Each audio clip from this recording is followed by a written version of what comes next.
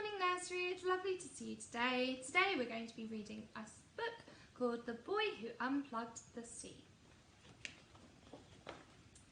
Building sandcastles was one of Marcel's favourite pastimes. He would spend hours on the beach with his dog Whippy, creating amazing sculptures out of sand, shells and pebbles. Can you see he's making a really big sandcastle with his dog there? But annoyingly, when the tide came in, Marcel's lovely creations were always washed away. You see, they're washing away his sandcastle. He tried building his sandcastles further away from the sea, but the sand was just too dry and wouldn't stick together. He dug really deep moats around them, but they were eventually filled with sea waters, and his creation still crumbled. No matter how big and strong Marcel built his sandcastles, the sea was always bigger and always stronger. It's such a big sandcastle he's built, and it's still not strong enough. So, Eureka! Before bedtime, as Marcel was washing the sand out from his toes, he had an amazing idea. "That's it!" he exclaimed. The sea was just like a gigantic bath. He would just simply have to unplug it. Can you see he's there with his dog in the bath, and he's got the plug in his hand, and then all of the water goes out of the bath, just like when you have a bath at home. Without delay, Marcel got straight to work. Whippy, we're going to need something special to get to the bottom of the sea. With nuts and bolts and springs and screws, Whippy and Marcel worked late into the night, until finally, with the last whiz of the drill, the diving machine was ready. Can you see he's made a diving machine? I wonder how it's going to work. Full of excitement, Marcel raced to the beach to launch it. Luckily, it was high tide, so with a splash and a zoom of his propeller, he disappeared down the surface. His dog's just there watching him, and he's going all the way down to the bottom of the sea.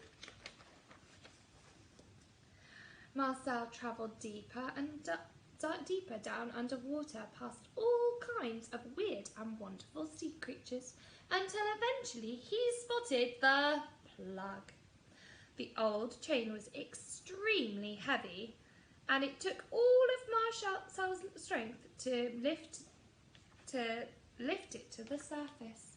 Can you see he found the plug at the bottom of the sea?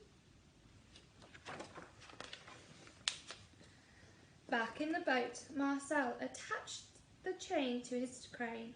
"Hoist her up, Whippy!"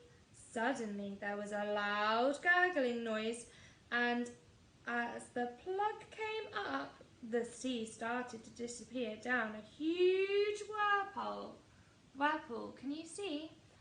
Why do you think he wanted to unplug the sea and make all the water go away? What was he doing in the beginning?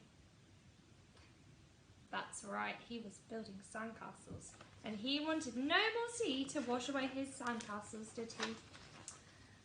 The little boat swirled around as the ocean drained away, until they eventually found themselves washed up on the rocks. All around Marcel, the creatures of the sea were trapped on the sand and in the shallow rock pools with no means of escape. Oh dear, can you see they don't look very happy, do they? They liked the sea, that was their home. Then Marcel realised that without the sea, the frozen ice caps would begin to melt, and the polar bears and penguins would have nowhere to live. Do you remember they live in the Arctic? We learned about that before half term. He needed to fix things, and fast. "That's it!" shouted Marcel as he jumped to his feet. if there was a plug hole, surely there must be a tap. So what do you think he has to do next? But where could it be? And would they be able to find it in time to save all the creatures that need the sea? For hours, Marcel and Whippy trudged through the soggy sand, searching for the mysterious sea tap. Can you remember what this is from our book from Monday? Yep, it's a big blue whale, and it looks very sad. Just as they were about to give up, Whippy started barking. That's it, boy, but how do we reach it? What have they found at the top of there? It's a tap, isn't it? Then Whippy gave Marcel an idea. With miles and miles of sand all around, they started to build. What do you think they're starting to build? What were they building in the beginning? That's right, I think they're starting to build a sandcastle too. And we're right! The biggest, most fantastic sandcastle ever. That looks amazing. At the top, with a huff and a puff and a push and a pull, they're pushing the tap. The tap finally turned on. With the force of a waterfall, the sea blasted out, sending Marcel and Whippy tumbling down into the rising water below. I think they might have saved the day there. Let's see, let's see. Washed onto the beach by huge waves, Marcel and Whippy were wet and exhausted, but they were very relieved. Oh, they look so tired. They look like they need a nice hot bath and a hot chocolate from their mummy. Quickly, the ocean filled back up. Goodness me. Dolphins were delighted, crabs were content, and the octopus was overjoyed. They look a lot happier there, don't they? The sea froze to make ice, and the polar bears and penguins returned to their homes. Got the North Pole and the South Pole. And the last page. Finally, with everything back to normal, Marcel didn't mind that his sandcastles had got washed away, because he can build a bigger and better one every day. The end. That is an incredible sandcastle. Next time I go to the beach, I'm going to build.